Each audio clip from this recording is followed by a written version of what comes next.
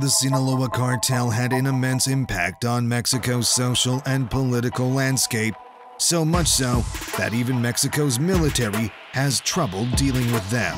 Of course, no criminal organization can run efficiently without its falcons, enforcers, and top lieutenants.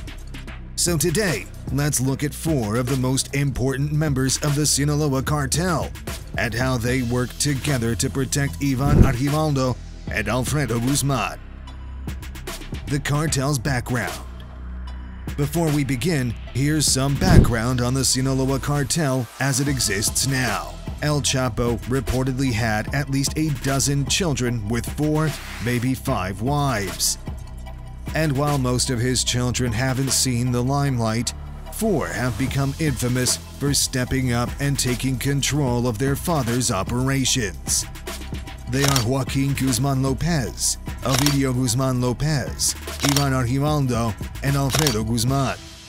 After their father was arrested by the U.S. for the 3rd time in 2016, his sons gained control over the Sinaloa cartel. And it's under their leadership that it grew more dangerous and deadly. Joaquin and Ovidio were responsible for innovation and introduced the idea of exporting fentanyl, a synthetic opioid, into the United States. While their half-brothers Ivan and Alfredo shared leadership roles and were directly involved in trafficking the drug and smuggling precursor chemicals from China. Together, they're known as Los Chapitos, and they're some of the most wanted drug traffickers in the world. For a cartel to work efficiently, it needs a high-functioning operational structure. First, there's the Falcons. This is the lowest rung on the ladder, and they're the eyes and ears of the cartel. Next, it's the Enforcers and Hitmen. They're the ones who carry out assassinations, kidnappings, and extortions. Finally, it's the Lieutenants, the second highest position in a cartel. And then there's the 4 most important lieutenants of the Sinaloa cartel. Number 4. Hector Flores, also known as El Quince. This shadowy figure may not be well known to the public, but the authorities of Quintana Roo know his work intimately. On May 6, 2022, he ordered a coordinated hit on 2 well-known nightclubs in Cancun. The shootings left 1 person dead and 6 badly injured. And the reason for the hits? Apparently, it was simply a dispute between members of the Sinaloa cartel who were fighting for control of the plaza and the nightclubs in the area. Cancun is a major tourist attraction. The nightlife is extravagant and the beaches are gorgeous. Millions of excited tourists visit the city every year, but its thriving businesses and increasing population also attracted organized crime. And unfortunately, the deadly wave of crime didn't end there. Cabah Avenue was one of many tourist hotspots that fell victim to cartel violence. Another was the Hotel Zone, known for its sandy beaches and exquisite selection of hotels. But in 2022, the Hotel Zone became known for a string of murders directly related to El Quince. And on April 3, 2023, he orchestrated the murders of 4 people whose bodies were later found on the beach in front of Fiesta Americana Condesa Hotel. 4 people have been found dead in Cancun, Mexico. The bodies discovered in a lot near a beachside hotel. The scariest part is that that hotel is one of the most popular vacation spots for tourists in Mexico. After learning about the atrocity, the Mexican Army and National Guard decided enough was enough.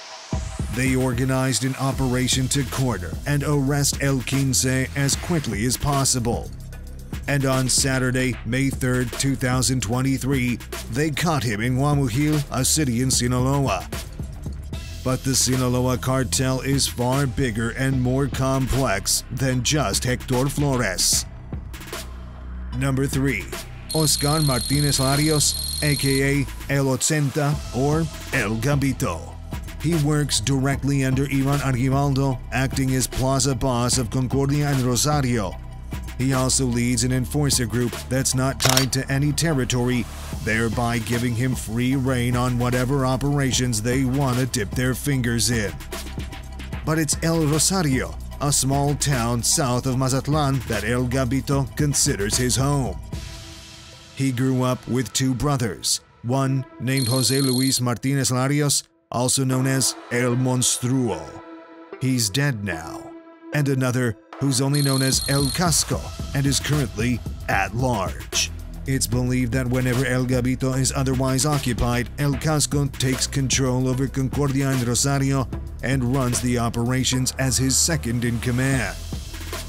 But when El Gabito's in control, he proves why Ivan places a huge amount of trust in him.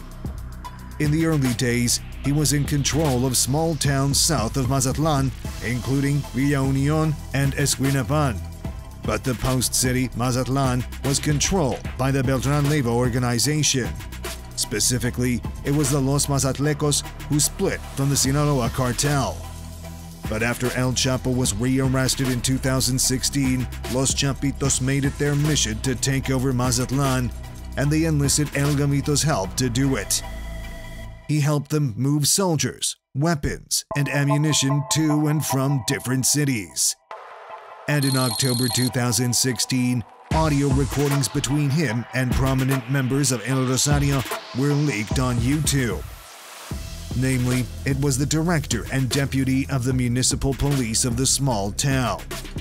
In one of the calls, Deputy Luis Ernesto Gallardo was heard warning El Gabito about a 3-day raid that was about to take place in Agua Verde. It was supposed to be a large sting operation led by Marines, soldiers, and policemen from Culiacan.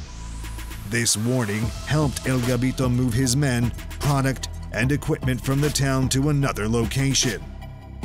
Over time, El Gabito's group gained more and more territory. The violence in Mazatlan kept increasing, and this led to a shootout on December 5, 2016, in which 9 people were killed. According to most sources, Mazatlan became a hotspot for cartel-related violence between 2016 and 2020. But this was good news for El Gabito, who slowly transitioned into being the Mazatlan Plaza boss during that time. He gained immense trust within the Sinaloa cartel, especially because he led the Chapitos forces through a bloody and dangerous time. And as of the recording of this video, it's believed that Ivan promoted him to lead an enforcer group not tied to any specified territories. They work where they want to. The title of Mazatlan Plaza Boss, however, was given to yet another trusted lieutenant. Number 2. Oscar Noé Medina Gonzalez, aka El Panu. After El Gabito relinquished control of Mazatlan, the job went to El Panu. The United States Department of Justice believes he's the principal deputy for Ivan Argivaldo and hence the day-to-day operations of Ivan's and his brother's security apparatus. And one of the most notable things about him is that he might be one of the most trusted members of Los Chapitos. In 2016, Zeta Tijuana, a local magazine, wrote an article alleging that El Panu was one of Ivan's chief gunmen. He was called the head of bodyguards and the coordinator for El Chapo's children. This level of trust is not unusual, though. The fact that El Panu was given control of Jesus Maria by the Chapitos is hugely significant, because that's where Ivan and Alfredo Guzman's grandmother lives. El Panu is a high-ranking member of Los Chapitos' operations, and being in control over the territory where an important family member lives is a symbolic gesture of their trust in him. His high-ranking position, as well as his closeness with Ivan and Alfredo, makes him one of the most deadly and dangerous members of the Sinaloa cartel. In fact, the U.S. Department of Justice is offering up to $4 million to anyone with information that can lead to his arrest. Number 1. Nestor Isidro Perez Salas, aka El Nini. According to El Nini, He has the security of Ivan, Alfredo, and El Panu in his hands, and he does not fail them. He's involved in the personal security detail for Los Chapitos and is a highly prominent member of their overall security apparatus. In the organization's hierarchy, he reports directly to El Panu and is also one of the leaders of the group called Ninis, a particularly violent group of security personnel for Los Chapitos. What's different about him is that he isn't afraid to flaunt his wealth on social media. He lives in an apartment with his wife, Gabi Fernandez, decorated with paintings of El Chapo, and he frequently posts them on his social media pages. But behind the whimsical nature is a violent man. In June 2020, he ordered the kidnapping of Anahi, the sister of El Negro Azabache, a member of the Los Rusos. Nini wanted Azabache to turn himself in exchange for Anahi. There's not much known what happened after that, but rumors say Azabache is still working for Nini as his captive. So those were Los Chapitos' top lieutenants and their criminal histories. Stay tuned for more true crime stories just like this.